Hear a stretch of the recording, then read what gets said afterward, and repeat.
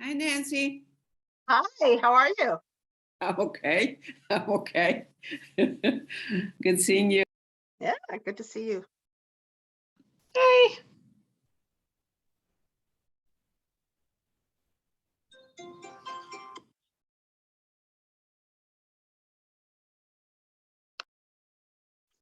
Hey, how's it going, Lauren? Good, it's going good. I know I don't always come to these when they're on It's Zoom, nice to but see you. I'm joining today. All right, ladies, it's 6 o'clock. So we are going to start our meeting and I'm going to hand it over to our moderator, Nancy. Hi, okay, thank you so much, Susan. And thanks for helping to draw this all together. I think these online things have become so smooth. It's very impressive. My name is Nancy Bilyeau. I'll be moderating this event. First, though, I would like to say Faith Justice, come forward and speak. She's the head of our Historical Novel Society New York chapter. I loved having her as a friend. I remember a Brooklyn Book Festival bonding experience. So please, Faith, why don't you speak to us all for a minute? All right, thank you, Nancy, and welcome to all of our visitors. We've been doing this for nearly 2 years now, doing the Zoom programming, and we hope to continue that, over the next year. The Historical Novel Society, the New York City chapter, is now international. We used to have maybe 20, 30 people show up at the library, in town in Manhattan. But once COVID hit, we started going Zoom, and oh my gosh, we end up with like 50, 60 people on the original meeting, and sometimes we'll get like hundreds of people who watch it after it's recorded. So this will be set up on Facebook, and on we're looking to put a YouTube channel up and put it up on our website. So we welcome anybody from around the world, and we have had people from all over join us. And in that way, our steering committee, which is very active, they're the people who actually put these programs together, get out all the communications that you're seeing. They do a lot of work behind the scenes. And if anybody would be interested in joining our steering committee and helping out with this, as that old saying, many hands make light work. And that is very, very true. So if anybody cares to join, please get in touch with us at our HNS NYC mail. All of our mail and all of our social media is at the bottom of the emails that you receive, with the notices about these meetings and the Zoom links and all that good stuff. So we would be glad to hear if anybody is interested in helping us out. We have some projects coming up that if we can get people involved, we would like to get going. Like I said, we'd like to get a YouTube channel up. We'd like to get out a membership benefits newsletter and a couple other things. We'd like to get a fresh Facebook page up. But right now, we just don't have the hands. So anybody who can volunteer a few hours, and we're not talking about a lot of time, but a few hours every now and then, please get in touch with us. With that, I'm going to turn it back over to Nancy, and I want to again welcome our panel. It looks like it's going to be a fascinating evening. I'm looking forward to it. Anybody who has questions, record them in the chat box, and at the end we'll be doing questions. So thank you, and take it away, Nancy. Thank you, Faith. And this is a great group to be active in. If anyone has some time to give, I think you would find it well worth those hours. I've been a member of Historical Novel Society for 10 years. I realized that about a half hour ago when I was getting ready for this. So I'm very proud to be a member and very excited to see all of you here. And I know why you're here. You're here for two amazing novelists who've written great books. Both of them have come out fairly recently and are doing very well. And they are talented. They are just wonderful scribes, and literally, that with Melodie Winawer, who I'll introduce first. She's the author of The Scribe of Siena, which has been translated into German, Czech, Polish, and Norwegian to critical acclaim. She's also the author of the recently published Anticipation, which, yes, I have it here, and co-author of We All Fall Down, Stories of Plague and Resilience, an anthology of short stories by 9 historical fiction writers. A physician scientist and associate professor of neurology at Columbia University, Melodie has also published over 50 scientific articles. Now, you're wondering, how is this possible? To find the energy to write, she relies on unflagging enthusiasm and green tea. Melodie lives with her spouse and their 3 children in both Brooklyn, New York, and Ludlow, Vermont. So I'm so glad that I can introduce someone like you, Melodie. And now, before we get going with the questions, I have my second author, whose book I just loved every single minute of. It was just a wonderful reading experience. Weina Randel is the award-winning author of 3 novels, The Last Rose of Shanghai, and then The Moon in the Palace and the Empress of Bright Moon, a historical duology about Wu Zetian, China's only female emperor. Her novels have been translated into 7 languages. The Last Rose of Shanghai, that is the new one, has already received the 2021 National Jewish Book Award finalist citation and Wild China's Best Historical Fiction in 2021. She was born in China, came to the United States at age 24 when she began to speak, write, and dream in English. She holds an MA in English from Texas Women's University. She's worked on the subject as a subject matter expert for Southern New Hampshire University's online MFA program and as an adjunct professor for Eastfield College. After living in Texas for years, she now resides in Boston with her loving husband, 2 children, and a family of chipmunks in the backyard. So these are the 2 authors I'm honored to be able to introduce to you and to talk to. So one thing I wanted to say right off is that these 2 novels, and this is like the highest compliment I can come up with, are ambitious. They succeed and they are ambitious. So I thought I would start with you, Melodie, and to say this is not your first book. So it's a different kind of conversation, but I really wanted to talk about the genesis of this because I think everyone, you know, who is interested in historical fiction, who has written it or wants to write it, you're walking around, you're thinking, you're reading, you're like, oh, an idea. So I'd like to go back to that moment for you in anticipation, and which is, you know, your new novel, and ask, what was the moment that you thought, I want to write this book? Yeah, so that's a fantastic question because it's kind of a magical story, weirdly. I was, as you now know, I'm a physician and a scientist as well, and I'm a neurologist. I had just finished The Scribe of Siena, and I think many people think that when you finish a book, it's all celebration, but I had a lot of grief associated with not being in the middle of that story anymore. And I was sort of itching to write a new book, but at that moment, I was actually seeing patients in the Neurological Institute. I had an unexpected break, and I went down the hall for a breather and ran into my colleague, Michael Darras, who's a Greek-American neurologist I'd worked with for 25 years. And I started thinking, you know, I'd like to take my family to Greece. My kids had never been there. I had a very long and strong affiliation with it. And I said, you know, I'm thinking about going, where should I go? And so he starts drawing on the back of a manila envelope, which I still have. And he said, and he drew this picture, and he drew a number of different places in a triangle and the 5-fingered hand of the Peloponnesus, the Peloponnese. And he said, you should go to Mystras. And I said, what's Mystras? He said, oh, it's an abandoned city in the Peloponnese.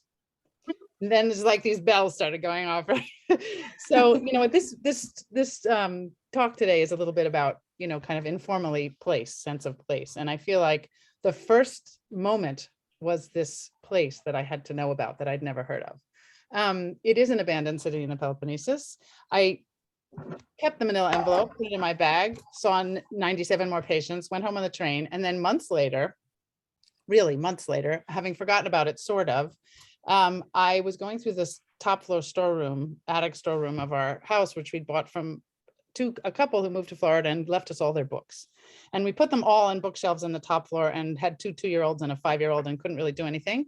And so I went back up there because there was a yard sale to look through the books to see, is there something I want to read? Is there something I want to sell? I didn't even have time to look at them until that point. And I'm going through them, and there's this book with a spine I can't read, really old, never seen anything quite like it before. I pulled it out in the storeroom, opened it up, and it falls open to a page.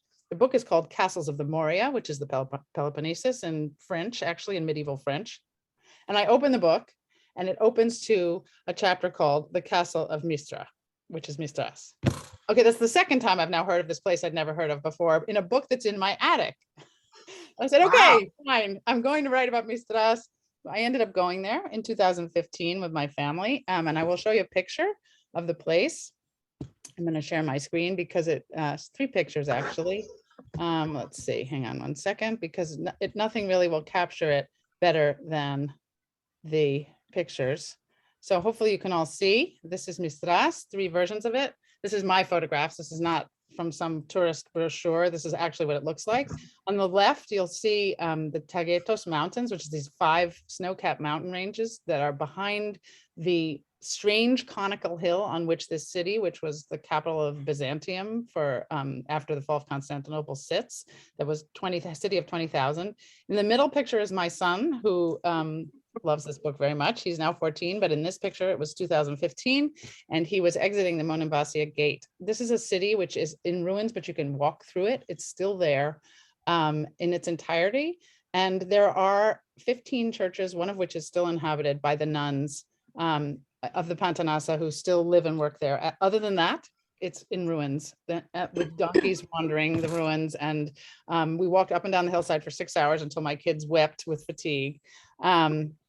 And that became, the combination of that place was so powerful to me. I wanted to bring it back to life so intensely, but I also was so struck because we were there in Greece during the referendum, which was when Greece was voting whether or not to accept these extremely severe and unpleasant measures from Europe about how they were supposed to be economically better and very restrictive. And so I was struck with Greece's economic modern tragedy and this sort of ancient place that I was standing in. And I wanted it to be alive. I wanted to be able to walk through the streets and feel people moving around. And that was sort of the very beginning, of this book, was the place. That is magical, and it almost feels like Really was. Yeah, like I'm hair raising and everything. Yes, I like that. So Weina, would you mind telling us about Last Rose of Shanghai? You'd already written about a very powerful, real woman, and then you decided to move to a fictional protagonist and bring her to life, and in such a tumultuous period, right in World War II. Can you tell me what was your moment of inspiration when you decided to write this? Okay, so I think there's a long answer for that. That's okay. So first, I'm Chinese. I was born and raised in China, and I immigrated to the US when I was 24. So when I was in China, I went to Shanghai to study and work. And I usually pass a building, which is a red brick building. It says something like church. And I never paid attention to it. But it was like, that building was called Moses Church. But now I know it was not a church, it was a synagogue. But I didn't know it any better because in Chinese, church and synagogue are just the same thing. I heard many rumor in China, in Shanghai, that during World War II, a lot of Jewish refugees sought shelter there, and they were not able to have food or housing, and they lived in the alley, and they were very poor. They were abandoned by all these rich foreigners during World War II. And there was a legend saying those local Shanghai people would throw loaves of bread into the alley to feed those refugees. And I thought, I'm a romantic, and I was like, oh, that's so wonderful. But I did not know it was true or not. So, but somehow the idea just stuck in my mind. And when I came to the US, I still heard about this kind of story about Jews in Shanghai, but I never actually thought about writing a novel there, because my focus was writing about Chinese history. So in 2018, after I published my Moon, I was looking for another project to write. So I went to an event with a friend, and the event was about Lilac Girl, and I really enjoyed it, and I loved the book. So one of my friends was saying, hey, Weina, you should write a book about Jewish refugees in Shanghai. And she said, you are from Shanghai and your husband is Jewish. You should be the person to write it. And so about that, my husband Jewish part, it never occurred to me that I should write something about it, because for me, when I married him, I didn't know he was Jewish. We had this ceremony, very simple. We broke a glass, and I thought that was a very American thing because you see that on movies all the time. So another thing is for my wedding, my family, my Jewish family side was very gracious. My mother-in-law hosted the wedding, but none of my side of family showed up for my wedding. This just gives you some kind of idea that a union between a Chinese and a not Chinese is not always smooth at the very beginning. And for my part, my family, especially my dad, was having a hard time to accept the fact that I would marry a foreigner who was not Chinese. So I thought after the event, I thought about it, and I thought it would be very interesting to write a novel about a love story between a Chinese and a Jewish refugees in Shanghai. And also because my daughter was going to have a bar mitzvah in 2 years, and I thought, hey, I should write that as kind of a nod to my Jewish heritage. So yeah, that's how it started. Well, I have to say that you really some lack of acceptance, of an intermarriage in some quarters, and you really put it into this book, and I applaud you for that, because I really felt that at many junctures in the book that was talk about obstacles. It was like life or Yes. death obstacles at times between Yes. these two lovers and being together, and also just the assumptions, that you captured so well in a culture where someone would say, well, you can't be with a foreigner. What are you doing? You're destroying yourself and your family and all of us, So I think that's really, I could just really feel now the raw authenticity of that feeling is pulsing through the book, Melodie, I know that you also, with your son, right? And Yes. can you talk about, in this book, you really get into parenting. We started here. You Yeah. have more. Yeah. How did you fuel that to into the book? Because I felt that too. I'm a parent, and I have a son, and I responded to those passages as well. Yeah. So I have 3 teenagers now. When I was writing this book, I had 2 9-year-olds and an 11-year-old when I started. I think that there are some sort of kind of incredible, clumsy, difficult moments of idiocy and frustration and self-doubt about parenting that are both hilarious and poignant, that I really felt compelled to capture, but also the profound joy that's sort of overwhelming despite the wild frustration and feeling of inadequacy. It's kind of this swing, and I don't think maybe there's a parent out there who just settles down and knows they're awesome and they're done with it, but also I think there are particularly poignant challenges which I recognize as maybe one of the central struggles of parenting is, how do you give your child freedom and keep them safe at the same time? And because I was finishing this book as the pandemic was ramping up, it was my refuge, but it was also a place where a lot of things that I, as a parent, a doctor parent, seeing patients in person and going home again, was really struggling. Like, how do you have 3 teenagers during a pandemic and give them life and not make them lose their life? What is this balance between protecting and allowing them to be free? And I feel like, especially for someone who's lost something, which both Alexander and Helen is one of the main protagonists, the modern modern scientist protagonist, and her 9-year-old son, who, after the loss of her husband, Alexander's father, end up going to Greece together, and when they meet a man out of time who is got a lot going on in Greece.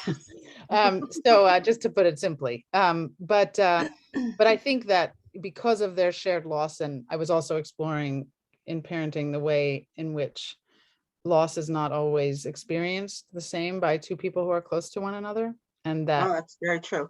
When 2 people share a loss, they may not share it in the same way, and that can be both a connecting and a dividing element. I don't know whether, yes, my mother's on this call. So I will have to say that she inspired me in a lot of ways, because she used to talk a lot about how the death of her father at 18 was a really intense a complicated issue for her Oh. and her mother to navigate. And Mom, you probably didn't know this because I've never said it. That inspired a lot of my thinking about how hard it is, to grieve together, actually, even though it's hard to grieve alone, there are challenges with grieving together too. So, so I'm inspired parenting, and also by the, I'm really bad at this now, what do I do, of parenting. I think we can relate, all of us, whether we're parents or, we remember Or when we were whatever we kids. do, I think We all know it. those messages are the same. Yeah, and I have to say, Melody, those passages you wrote about grief and the process, and it was very genuine, and it took my breath away. I was like, only somebody who has experienced that will feel it this way, and write that out this way. That will be so powerful. There's one Exactly. passage of the person, the protagonist, she was on the plane and she was all fine, and then suddenly started to talk to a stranger, and then that was it. Yeah. Yeah, it was overwhelming to her and was very sudden, overwhelming, and Thank you. powerful. It's nice to hear how when that thing that's been alone in your head for you. It's also wonderful to see it reflected back. So thank you. Well, I wanted to say that with both of your books, that place is like another character. So I wanted to start this off with you, Weina, to say, Mhm. did you have a special challenge because you know Shanghai so well? How do you pick out the details and the facts about this, fascinating city that you know will be of most interest to a novelist who may know nothing about? I mean, to a reader who may not know anything about it. You're able. I know that I personally love an immersive reading experience, and when I was getting into your book, I had this feeling, I'm going to be in Shanghai. Yes. So how do you pick the facts? Because it's actually, I think, kind of hard sometimes if you know a city well. It is, yes, yes. To know what are the most salient, smell, sight, touch, sound, and also the political context. I mean, how did you create this world? Started out with writing ancient China, so I have an idea about how to approach the settings. For me, there are different layers of writing a setting or a city. The first of all is what you know about the city if you have been to the city before, and this will be the contemporary world. And then as you do the research, you will have an idea of what people think about this setting. And this is just another layer of research. And then at last, there's another fictional part of the setting about how your character will perceive this setting and make it genuine and related it to her emotion. This Right. is probably takes a lot of process. For me, at least, it takes like 6 months of process. But every fiction writer, historical fiction writer knows this part, and you guys just do it. Just do. How do So you? for me, the 1940 Shanghai, I've never been there. I was not there at that period. After I did all those research, then I realized as a character, the main character, she's from the up class, and she will have certain ideas about the city, and she will have focus because she's also a nightclub owner, so she will have a focus. She has this kind of privilege of seeing herself, of separating herself from the ordinary Shanghainese or those foreigners as she sees it. So in a way, she has this privilege of herself above those Shanghainese, but she also is aware of the bias that she's gonna face when she talks to Sir Sassoon, the British billionaire and the rival, or even the Japanese, because the Japanese was just viewing her as very a seriously and was not very let's just say not very nice to her. So she has to deal with that. She has to process everything in her mind as she sees this character, or as she sits in the hotel. She will have this kind of consciousness in her. How would she deal with that? So I I was think, actually very moved by, because this is a dual narrative with two different protagonists, and because yeah, they're so different in their perspective. One is a Jewish refugee and one is an upper class Shanghainese woman who owns a nightclub, as you say, during a difficult time, but I thought that it was so remarkable because the way the city is portrayed shifts depending on who's looking at it. And I yeah, love that, what was strange to Ernest, and versus what is familiar to her, and the way you kind of reimagine the place from these two perspectives was really illuminating and fascinating. It's, to read.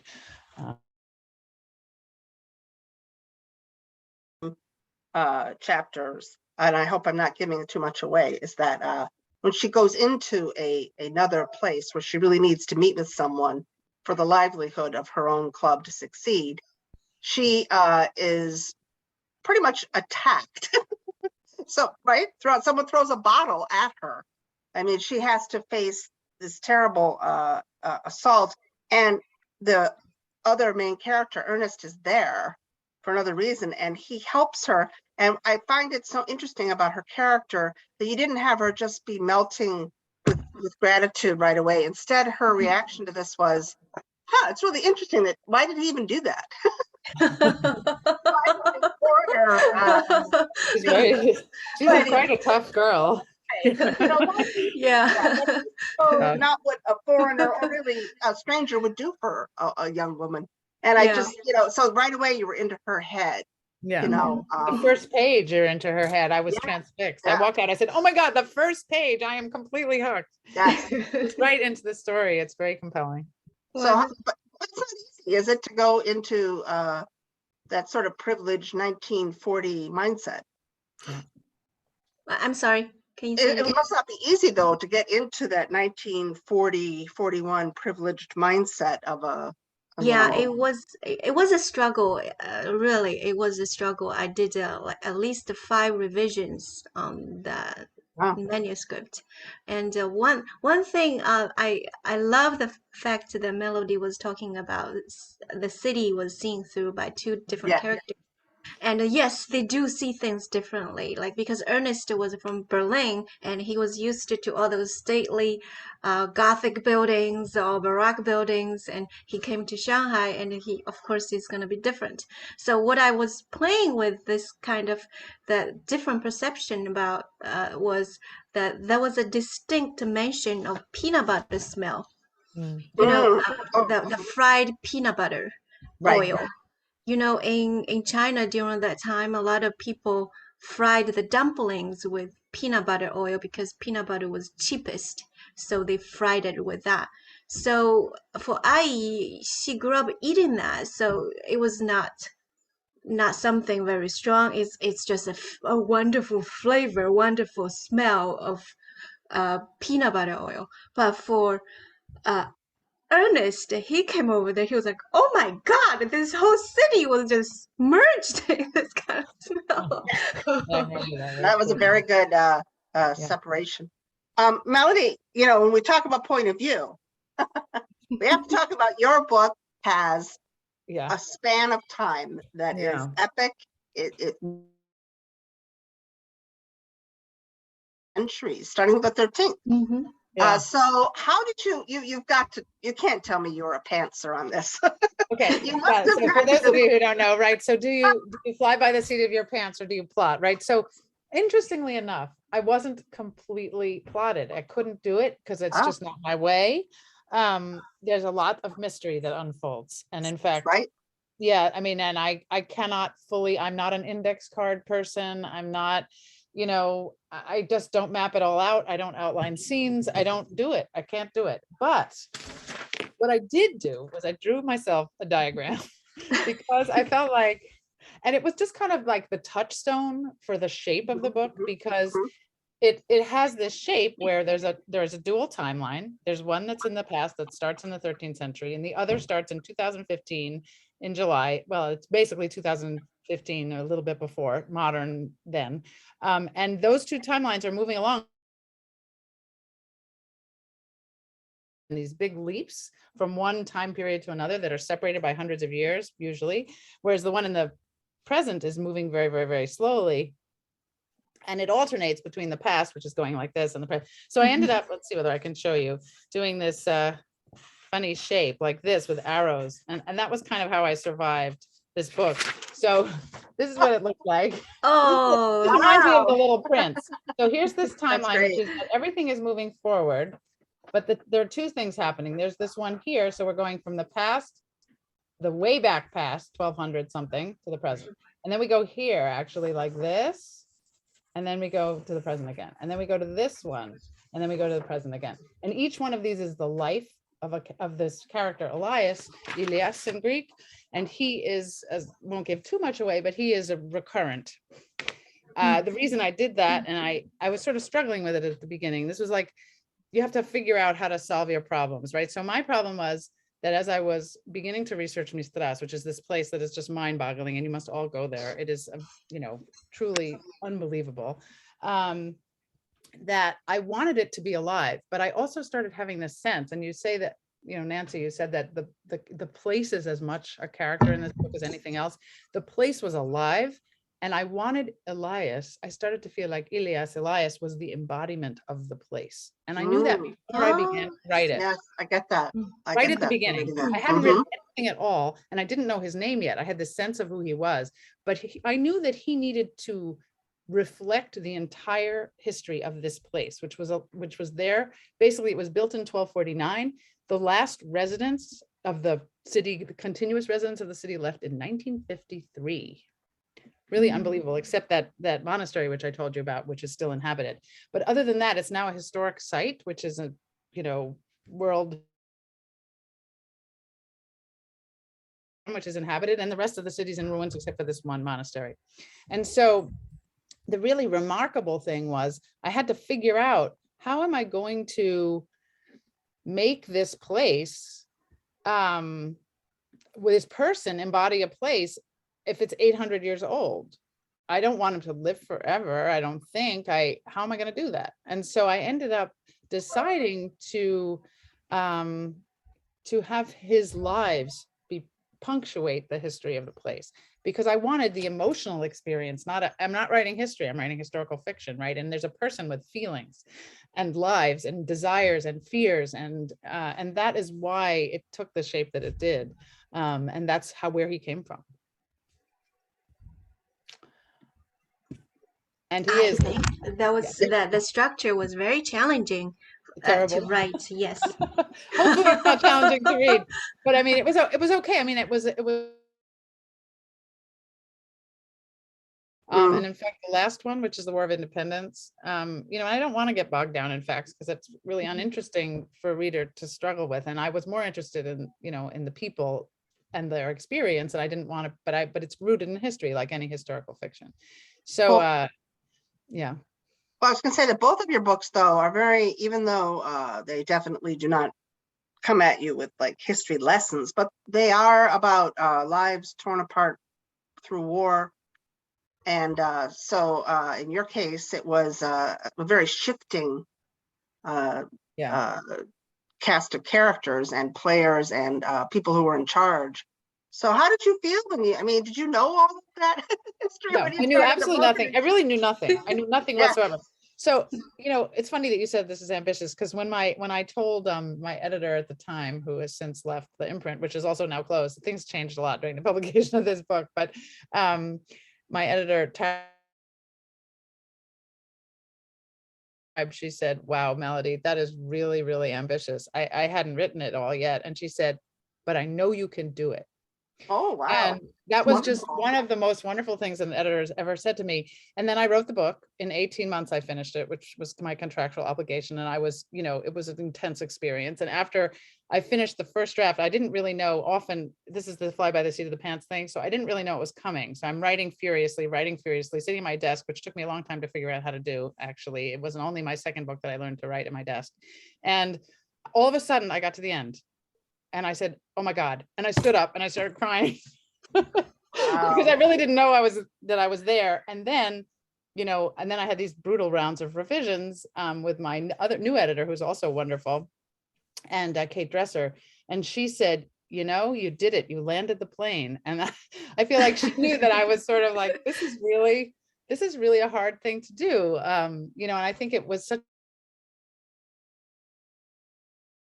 knowing that I was trying to do something hard and applauding when I managed to, and trusting that I could and helping me believe that I could. There were some interesting challenges. I mean, Weina, did you have any moments when you were writing it where you felt like, oh, this is too, what have I done? I mean, I've had those moments in writing like, whoa, you know, what have I attempted here? Yeah, Was it at all challenging for you, you know, the scope that you set out and you accomplished?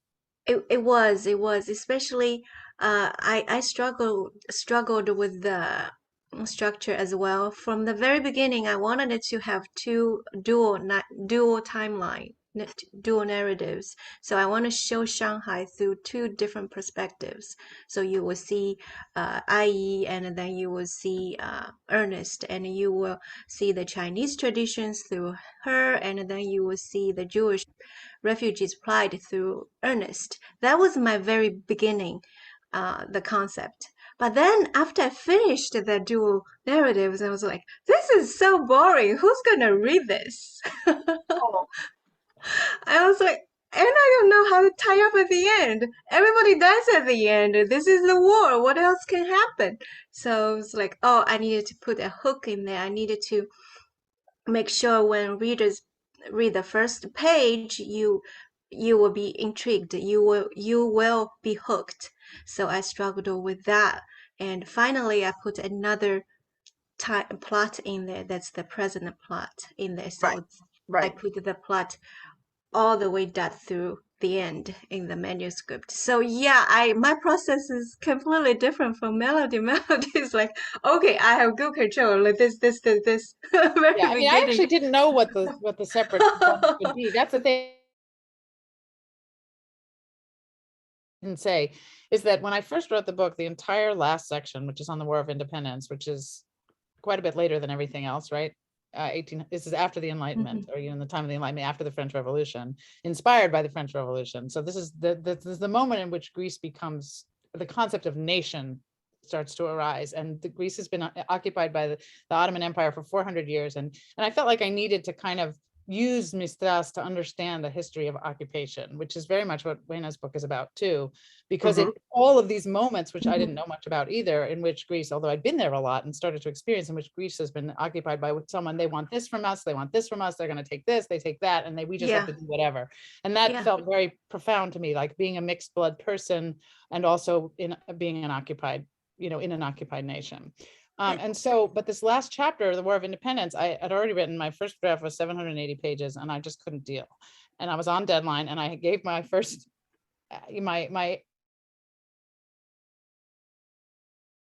to do. So I did. And I said, and then of course she ripped it to shreds. And then she said, you need to write the entire, first of all, it needs to be cut, which it always is. So I cut 300 pages, right? But I also needed to write the entire War of Independence, which didn't exist, that entire chapter. Called Independence, which is more than a chapter, it's 90 pages, an entire section of the book, an entire life of my character who has these recurrent experiences. And I had never written that century. I didn't know anything about that century at all. I mean, all I knew about the War of Independence, sort of like, I'd read a little bit, and I had been in Greece and studying it a little bit, the times that I'm there, because that's kind of the end, but I hadn't written that. He said, you need to make it part of the story. I said, okay, great. I have 3 months. Now I have to write that a whole new century. I don't have anything. At that point, I think I contacted someone who's online here who has written that century. I said, can someone where do I land here? I don't know anything. Because I've been medieval all this time, right? I was pretty much sinking into, I can do 13th century, I can do 14th century. And then I did 15th century. That was already pretty hard. Now I'm going to do 18th, 19th century. Are you kidding me? What are they wearing? Oh my God. So, and actually I have a poster on my wall of what they were wearing, a postcard, which I found that I've had since I was a child. It's my grandmother's. Whoa, wow. So this is actually what the soldiers were wearing during the War of Independence. And this is described in the book, the Fastanella, which is, this is now sort of a ceremonial garb. And as I was going through my grandmother's postcards, I found this after the book was published. So It's kind of amazing. She loved Greece too, and here they are. Wow, wow. Yeah. So, but I had a lot to learn. So I feel like that was just one of the many ridiculous tasks that I had to set myself, was to create an entirely new century in 3 months. But also, it must be said, and of course with both of you, not only is there war and emotional drama and in-depth characters, there's romance. So how Mhm. did you, Oh. let's talk about that, and weaving love and lust and desire into a historical novel. How that was, I think, with you, Weina, that was the basis of it. But there's so Yeah. much more of it. But like, Yeah. did you the way they felt for each other did go up and down? It did. And I think when you have two cultures and you wanted to tell a story between two cultures, it's either about friendship or love story. And Right. for me, yeah, it would be easier to do a love story. And so another idea was, when I was researching, I came across many posters. Really? Shocking Oh, so to they me. loved it. That's Yes. interesting. And I was like, oh my God, they actually had Gone with the Wind in Shanghai. How come I never knew? So I thought maybe I can make a story like that. But yeah. And it's not just them feeling love. I did find poignant her fiance. Oh yeah. They're, I won't give it away, but Okay. what happens there. But Is also before, I just have to say this, and I just loved the fact that you did this. Like, this is such a great way to use historical research in character. There was a very controlling fiance of her main character, not yeah. Ernest. And Chen. he was always critical of her that she wasn't wearing a traditional Chinese bra. I love that. I love that. And it was his way of, and I just felt that you could, he kept bringing it up, and it made her dislike him, and it made me as a reader feel like, oh, that's so creepy. But I just think that is so good to look at, what people wear is very important when we write stories. Yes, yeah. Just like the smelling of the food, what we wear, the music, the movies. And I just thought that you used that so well. Clothing is control. And Nancy, I want to tell you that's like inspired by my family members. Oh. Yeah, it's I'm not bad mouthing my family members or anything, but some of them do have this kind of control about what women should wear. They would say, hey, if you are over 50, you shouldn't wear pink. If you are over 40, you shouldn't do this. I was like, Wow. really? I was like, no, I'm gonna do whatever I want. Sounds like there's a little bit of your protagonist in you. Or Yeah. Yeah. Yeah. Yeah. Big thing, because in the Moon in the Palace and Empress of Bright Moon, they used that kind of bra. That was in 7th century. Ah. But in the 20th century, the beginning of 20th century, Chinese women were still wearing that type of bra. And it's like a triangle. It was like just kind of piece of cloth. It doesn't accentuate your body at all. But Western bras were much more provocative. So It was both symbolic and actual in the role that it played, I think, in their relationship and in everything. So, Melodie, I'm not letting you off the hook about your Go back to romance romance. between your two characters. How did you increase their attraction to each other? How did you do that? Because Yeah, it did grow slowly. yeah, it grew slowly, and also it has to have an obstacle, right? So yeah. I mean, to me, there were several things. I feel it to some degree, right? I mean, you can kind of go out on a limb and do something that you don't think is romantic and see whether someone else will, but I'm not sure how effective that is. For me, conversation is the ultimate in romance. So that's sort of the moment at which the way someone uses language either becomes a point of point of connection or humor, or when someone remembers something you said, and brings it back to you. There's something very poignant like that, for example, that comes later in the book where she says she loves geraniums. Helen says she loves geraniums, and later in the book, at a very important moment, he leaves her a geranium, and she says he remembers.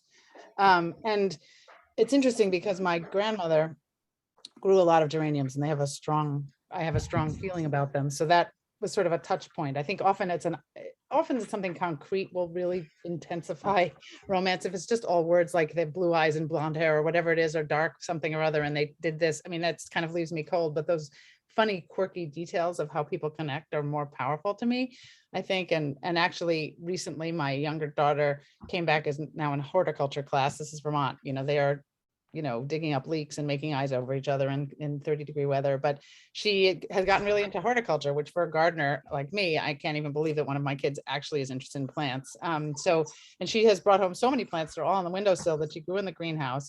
And one of them, which is blooming right now, is this gorgeous white geranium. And I said, oh my God, you really need to read this book. And she said, look, my geranium. And I take a picture of it every day and send it to her. So, I mean, some of it is these facts, these few little things that they connect over. I think also, as I said, as Weina has pointed out so beautifully, this book is about how loss is transformative. And I think that these two people, Elias and Helen, connect because, and he says this, that I see loss in her, and I recognize it. And I think that they connect because he's able to understand her loss and connect to her through it. Whereas her, I think her late husband, who's marvelous, of course, and people who are gone are always marvelous, but it takes a lot to figure out what might have been wrong after someone is gone and to admit to that. And I think that their ability to share grief, he has a recurrent and ancient sense of loss because he keeps losing for reasons that you'll see if you read the book. And that, and she also has that. And for the way that he can connect to that in her is a profound source of, deep connection for them. I also feel like humor is necessary. If there's not something funny, some witticism, some that he kind of catches her thinking that that she's a little bit like Penelope, Odysseus's wife, because she keeps trying to, and that I think that the little teasing, the kind of moments where you catch someone's thing, then call them on it, are inevitably helpful.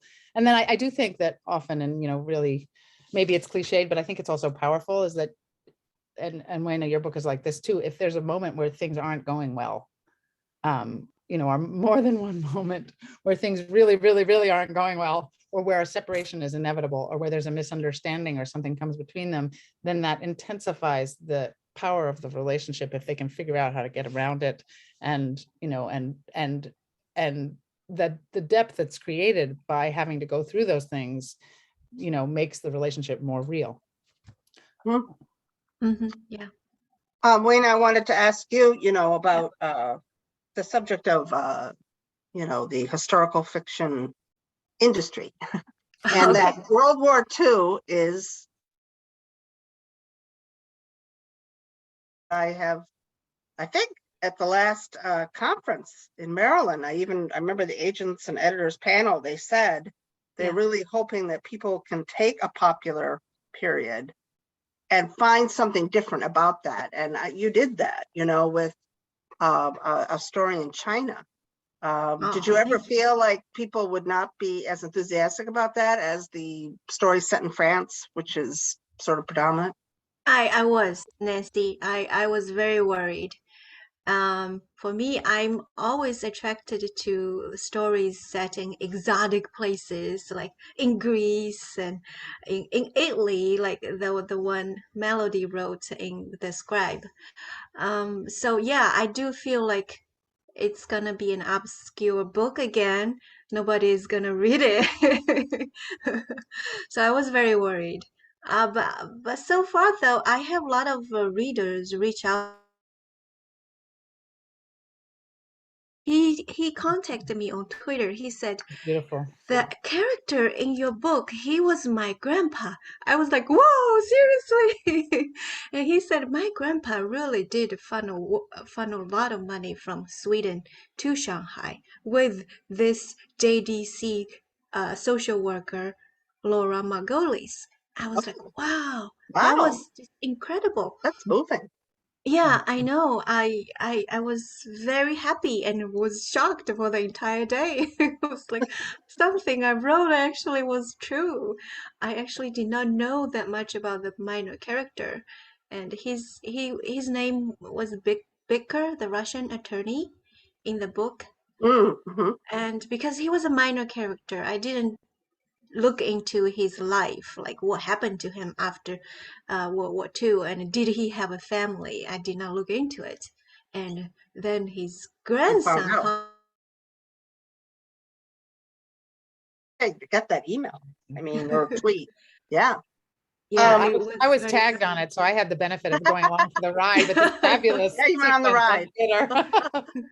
Well, Melody, I was Yeah. going to ask you, I mean, you write historical thrillers and they jump through time, and that is what the industry wants, but you have made them your own.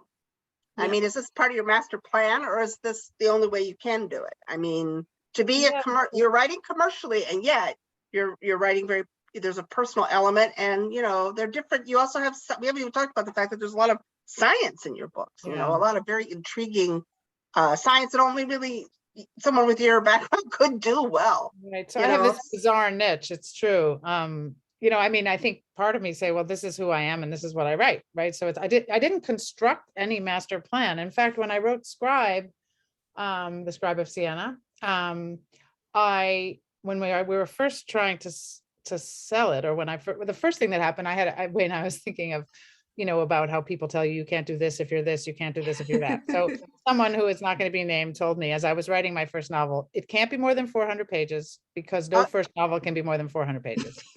Okay, so I said, this is going to be a long book. I'm sorry, that's just happening. And so I know I can feel it. So that manuscript was actually close to the same length. They're both of my first drafts were in the high 700s, and both the books ended up in the mid 400s. So don't panic if you haven't read the book yet. It is not actually 700 pages long. It's a good solid 450. You'll be okay. So, and thank you, Nancy, for saying it moves fast. So, but I cannot help myself, I think, in some ways, in part because I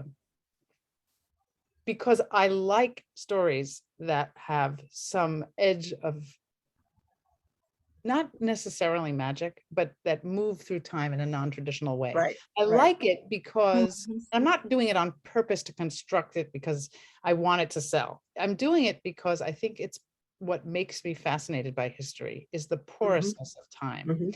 The shape of time that I'm not sure is entirely linear. And I think I'm a scientist, I'm a neuroscientist, right? I'm a doctor. So for sure, I have a lot of basic science in me, and I am rational, and but I am fascinated by the juxtaposition between the past and the present, which I think is constant, and it connects us to the past. And I think that there is a sort of flexibility to those barriers that we artificially create between now and then.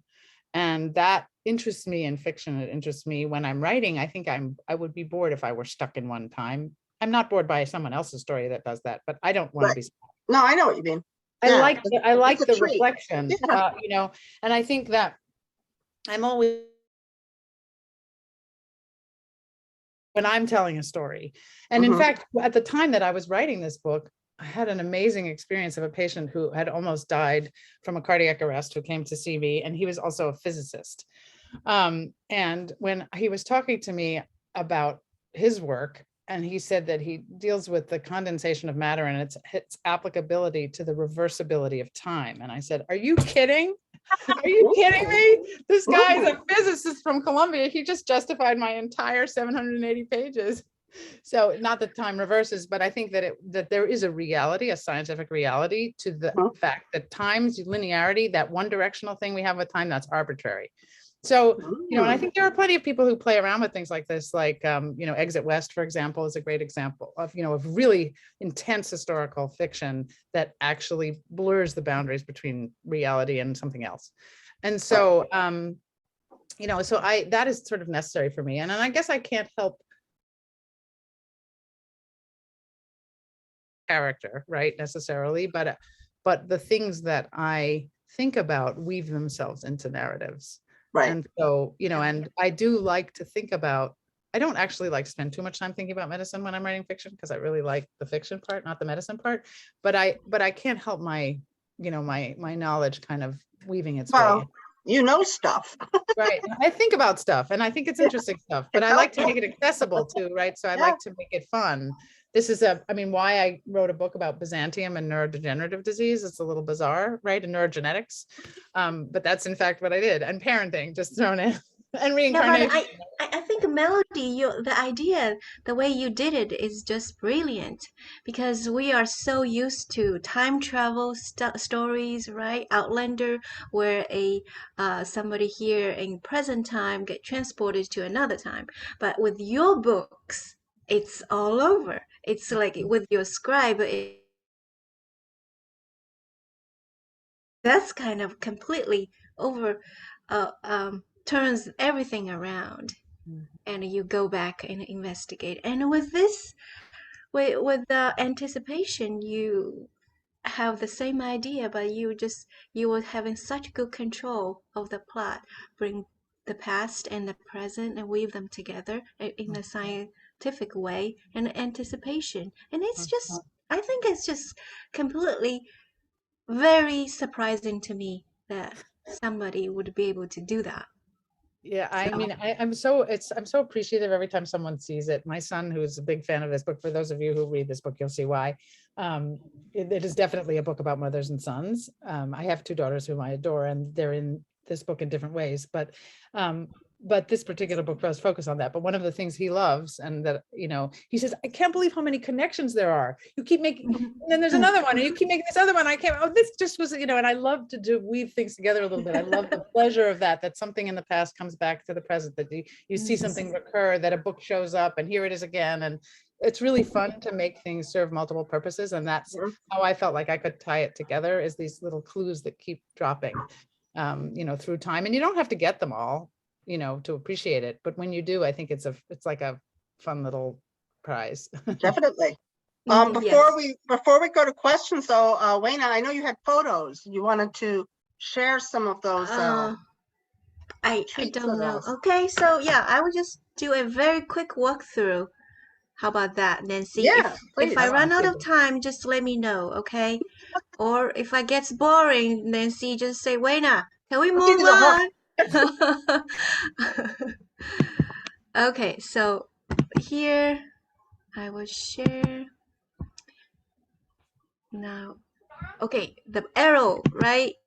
Yeah. So those, let's just skip all that. Let's just give you a brief, very rough look of Shanghai in 1940s.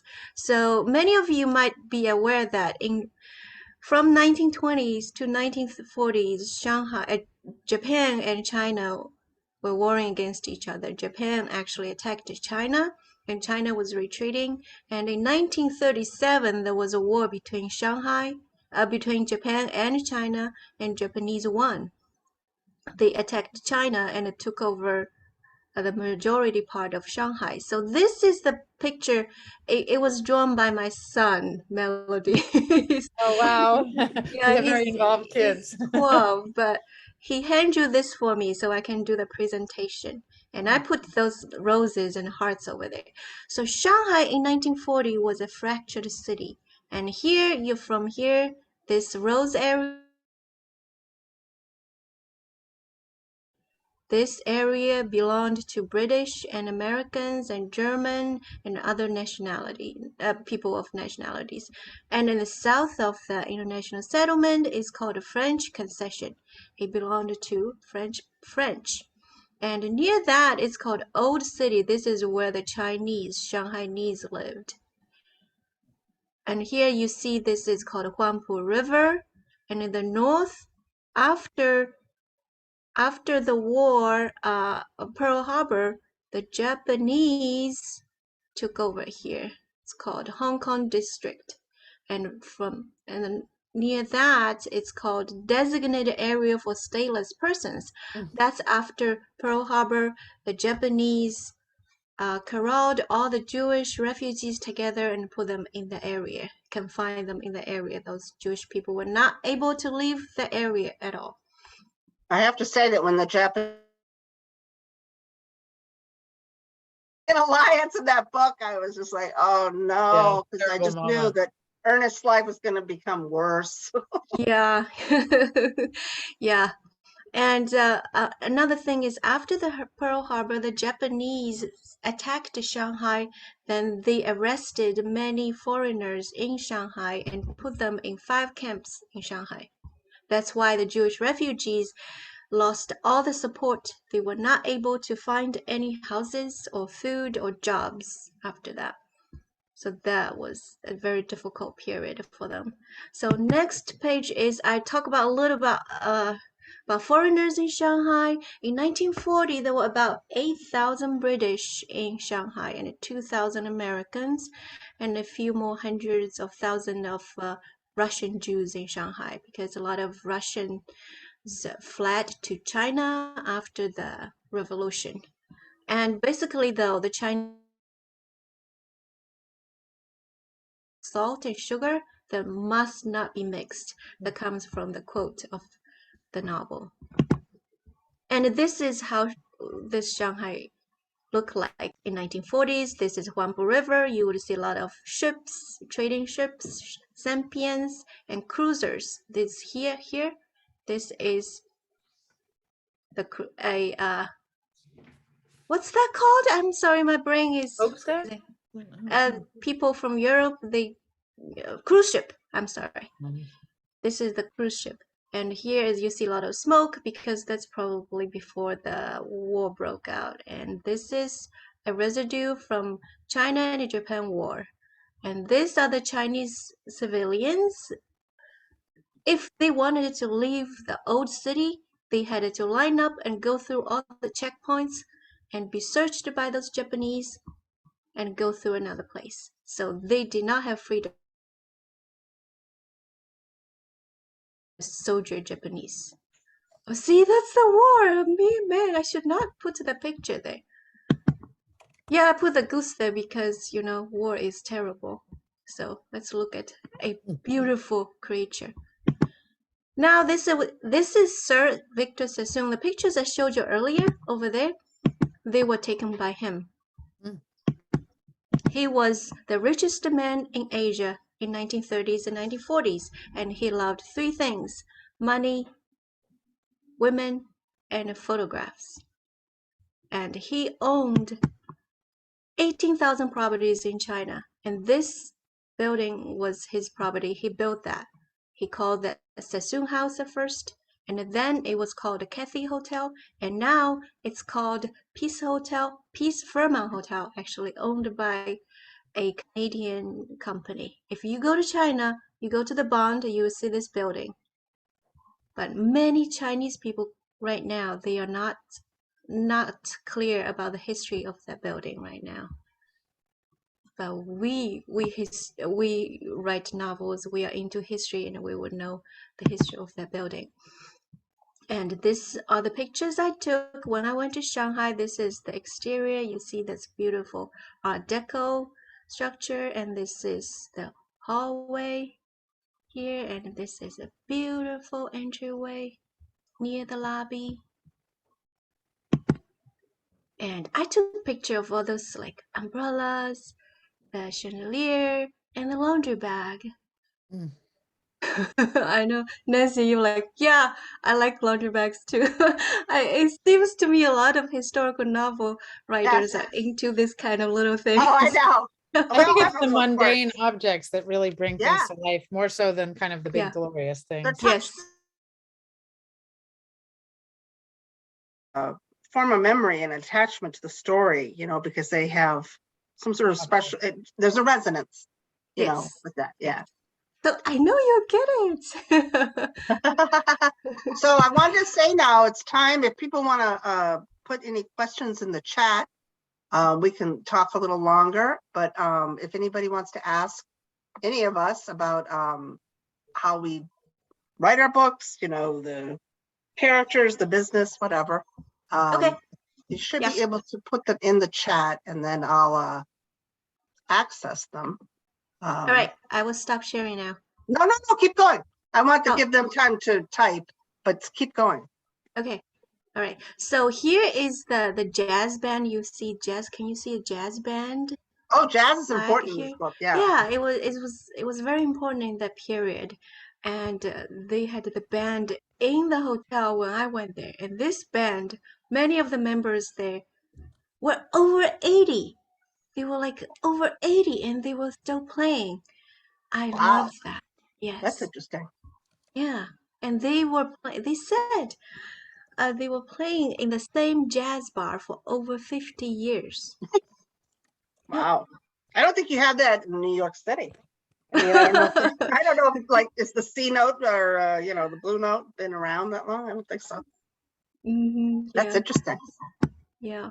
Okay, that's a picture of me standing here in the. This area is called the Sassoon Balcony. That's where Sassoon hosts parties with Emily Hung and Charlie Chaplin and other famous American writers in the area. And so when I was there, the manager took the picture of me there, and he's like, "Oh, I gotta make sure there's a good angle and make sure the flag is gonna be in there." So he wanted to make sure that this property now belongs to Chinese, and I Well, understand. that's interesting. Yeah. Okay, so next, I was gonna give a brief look of history in Europe in 1938. In July, you know, in the Evian conference, about 32 countries they refused to take refugees in refused to accept Jews in Germany and Austria. And then, of course, in November 1938, Kristallnacht broke out. And then there was all those countries, they refused to accept Jews. There was only one person called Dr. Hoffenschang. He was the Consul General of the Republic of China in Vienna. He defied his superior's order and issued exit visas to many Jews. And then, of course, in 1939, the war broke out. And this picture, this is the cruise ship. I was talking about the Huangpu River earlier. There were cruise ships there, and this was one of them. This picture Wow, it's shows bigger the than I thought it arrival would of be. Jewish refugees. Yeah. Yes. And this plaque shows, I don't know if you can read the Chinese or maybe English. It says there was one person called Michael Blumenthal. He was the U.S. Secretary of the Treasury of Carter administration, and he survived World War II because he went to Shanghai. He was only Wow. 7 years old. Yes. Hmm. Yeah.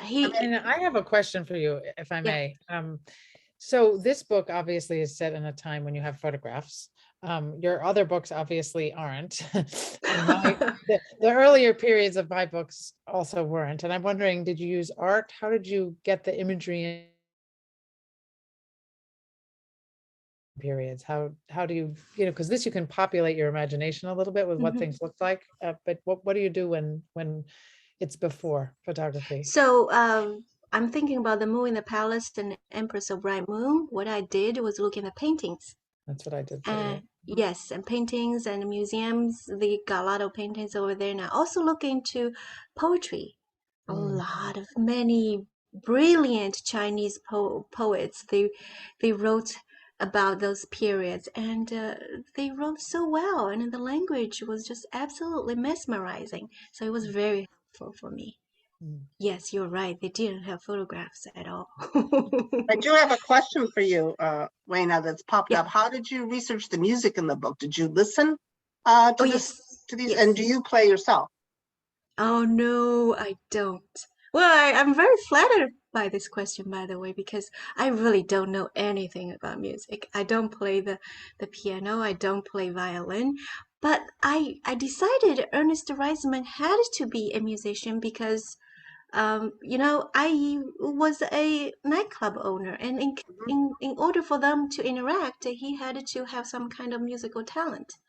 But I wanted him to be somebody who's into classical music because I personally like classical music. So I was like, yeah, he has to do that. And I also like the piano. And at that time, my son, he was playing piano, taking piano lessons for about 5 years. And I had to take him to the studio every Tuesday for 5 years. And I sat through every lesson. So I couldn't play, but I know all those terminology and all that stuff. Well, I think that someone, I mean, I think music is a perfect example. I mean, of what I was trying to talk about earlier, which is that if you are enthusiastic about music and you really want to have a certain element in the book, but you're not a super trained musician, in some ways you can access the more exciting and easier to grab elements of that, for the reader. Because that is a problem with neither of your two books, but with some historical fiction, people are such experts and they get so deep into it that they've kind of lost a little bit about what a typical reader wants to learn and experience along the way of a story, So I thought the music was handled very well. I mean, I have a question for you now, Melodie, if you don't mind if we just jump into this one too. Okay, yeah, let me stop sharing here. I want to hear Melodie. Let me, Enjoy Yeah, I have a lot of questions about those neurological stuff. Yeah, well, that's Huntington's disease figures in your book. It says something that you researched in your career as a doctor. So, true to form, I chose something I didn't research myself. I'm always making trouble for myself. Yeah. That was your So here's the thing. I'm a neurogeneticist though. Okay. So, so I have I think a lot about my research is very intensely actually related to epilepsy genetics, not Huntington's. However, but I think a lot about the neurology of genetics of neurological disease, and not only the science of it, which obviously I'm well equipped to kind of think about, but also the way in which genetics translates into therapy or not. And the pitfalls of that and how to try to avoid those pitfalls. In fact, two of my kids are writing fiction in English right now that's based on CRISPR, which is a new gene editing technology. So it's definitely in the public world. We have to be thinking about, the ethics of it and how it affects us day to day and what the opportunities and also the dangers are of genetic therapy. And so that's part of what's in this book. But I think one of the things that really deeply informs this is the personal impact of having a genetic disease in the family. And I've spent my career studying heritable diseases or genetic diseases, not all of which are heritable, which I won't get into here. But the way that affects a family, the way that affects people who are thinking about having children, about who have had children and begin to wonder whether they should have, which is a painful reality for some people with very terrible, very strongly inherited neurological genetic diseases. In particular for Huntington's disease, which does figure in a major way in this book, although because it starts in the 13th century, I had this interesting, struggle to figure out how would it have been described then? What is it called because it wasn't named Huntington's until much later, but it clearly must have existed. So what would it have been then? How would people see it? And I think that a lot of what really compels me is the discrimination that people with neurologic disease face because of how strange they look or how they're not normal, and that affects the way their personalities or their behavior or the way they move or the way they speak. And so that it's one of the reasons that I have so deeply compelled to be a neurologist was that to a great degree, the problems that people with neurologic disease face call into question what we consider to be human. And this is, some people have back pain, right? So that's maybe being human or not, but really if it is how you think and how you feel and how you remember and how you speak, then there's such a profound effect of these diseases on human interaction and sense of self that, I was deeply, compelled by that, as well as the struggles that people face and how others perceive them. I spent a long time, there is the Huntington's Disease Society for Excellence. Columbia is a Huntington's Disease Society for Excellence where I work. So I have some of the best people in this field available to me. And they were very generous with their time. Karen Martyr, who's the head of the HD Society and runs the Huntington's Disease clinical operation at Columbia. And also the person who really devoted the most time to me was Jill Goldman, who's a genetic counselor who deals really primarily with Huntington's disease. And she gave me tremendous insight into the anguish that families go through. This is Huntington's is an autosomal dominant disease that with some funny things, which the title reflects about the way disease is inherited in this particular set of disorders, where it kind of can get worse with every generation. But it's very strongly heritable, but you don't always know whether you've got the gene, and whether you want to find out or not is a huge problem for a lot of families. And, you know, how you feel about the risk of your child having what will, you don't know that either, how severe it will be, whether they'll have it at all. And all of those variables make these decisions really poignant, and families suffer together.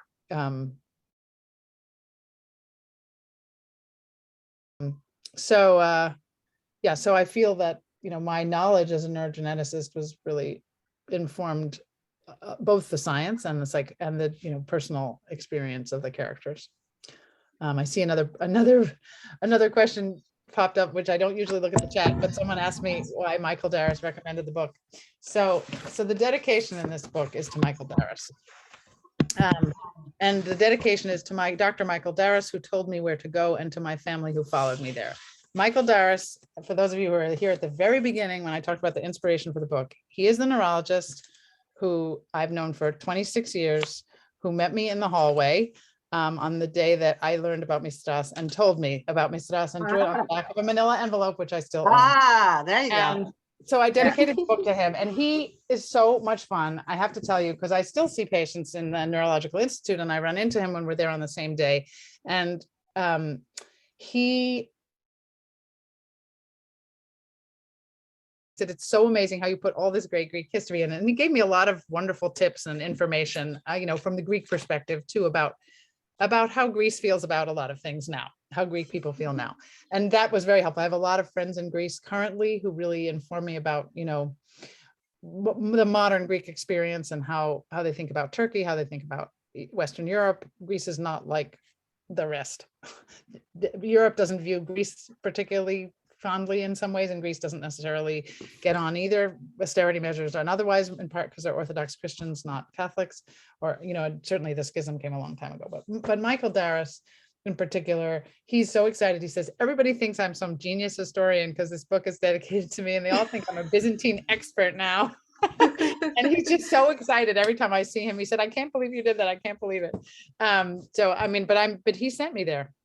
And I would never have even heard of it without him. And it was a very simple dedication, you know. Asides, I mean, I remember years ago, I was visiting my sister in Virginia, and she said, you want to just go to this place, Hillwood Estate. It's you know, Marjorie Merriweather Post's house has some beautiful objects in it. I'm like, okay. And so then we're walking around, and the tour guide is showing us the Sèvres porcelain, and says, you know, the porcelain in the 18th century was the space race of its time, with the rivalries and, you know, what people would do with their spying to see who could get the advantage. And with that, oh my God, that'd be a great idea for a book, you know. But if my sister hadn't had that thought, and if I hadn't said, okay, and if that tour guide hadn't been there, you know what I mean? These are the accidents, because this book was probably not going to come to me by any other means, but by this tour guide saying space race. Right, and then you get really excited. And I have to say, so then I wrote my book, The Blue. So it is funny, these little accidents. And Nancy is not touting herself very loud, but I have read The Blue, which is Nancy's book about Sèvres porcelain. It is totally gripping. It is, if you can believe that there's a thriller about porcelain, this is it. Porcelain thriller. Get it? It's super exciting. And the color blue. Well, yeah, thank you. But do we have any other questions, or should we? I see. Nancy. Oh, here's the links to buy the author's books that they very nicely put up there, and I can't recommend enough Anticipation, and Three Roses of Shanghai. I mean, these books are The Last Rose of Shanghai. These books transported me, we're in the pandemic, we all have pressures, we all have stress, and these two novels took me out of my issues. and it took me to another time and place, and it was exciting, and I didn't want to stop reading, and if I had to put it down, I wanted to pick it back up. Isn't that what we all want? If you haven't already, to read these books, and there are other books too. They are my two wonderful panelists. Is there anything else that you two would like to end with? As we I just want to say that I'm so delighted to meet Weina. We have never met in person. We have never seen each other's faces except in photographs. Weina was very generous, as I think a number of authors are, in inviting me to join her on the Bloom site. And I feel like the relationships among authors that are so supportive and enriching are, what's carrying us always, but especially now in this weirdly silent, lonely time, where those of us who have struggled for years to do this very lonely thing and usually would finally get to go out into the world and talk about it are now still sitting by ourselves talking about it. So thank you, Weina. I just want to appreciate your generosity and your warmth, and it's so intellectually exciting also to connect with. You're succeeding anyway. I don't know. well, you are as well. It's really inspiring to see other people's trajectories and to see how we're all working on the same things in some way, different ways. And Melody, your book is a Target pick. How exciting is that? Yeah, that was one of those great moments in I know. commercial. It's a dream for all writers. Yeah. Thank you for inviting me to this panel. I've been a member of Historical Novel Society for, Nancy, you said that you're a member of 10 years, right? 10 years. I think I'm close to that too. I actually found my editor, sourcebook editor. Oh, really? Yes, in through a conference? in Historical Novel Society. And I basically started my publishing journey over there. And That's great. yeah, it's a very good group where you can meet writers of all kinds of stages, and there's one thing that's in common. Writers, they are very supportive, very warm. They always are very happy to answer your questions, and any questions basically. And I met Kate Quinn, I met Stephanie Dre over there, and they gave me blurbs for my books. And I was like, oh my God, you know how the feeling, right? When you finish a book and you need to market it, and you don't know who you're gonna ask for blurbs. And now I'm gonna ask a Melody for blurbs. I'm here. I'm reading. I'm ready. It's exciting, and if you are Nancy serious, and I met that way. and ask Nancy for blurbs too. Yeah, I do them. we are I'm all here. here for each other, and sometimes I know when, as a historical novel writer, you are so intent on writing your piece, and you feel so alone in your own craft, and it's very important to Yes. get connected with the writers with the same inspirations, and you can get encouragement from them. It's very important. It And is. one single word, one word get me through the entire day. So Yeah, maybe even the week. yes, maybe even a week. Yeah. We're very hungry for praise these days. Yeah, I really enjoyed our texting, our Yes. messaging, Melody. And yeah, likewise. you guys were thank you, wonderful. Nancy. And thanks for Nancy, everyone for coming inspirations and being part of our presentation. So thank you. I hope everyone has, it's very cold where I am in the Catskill Mountains in New York. I don't know if it's cold where all of you are, but have a great rest of your week. Stay warm, stay safe. All right. Bye. Thank you Bye, so everyone. much. Bye. It was care. great. Thanks.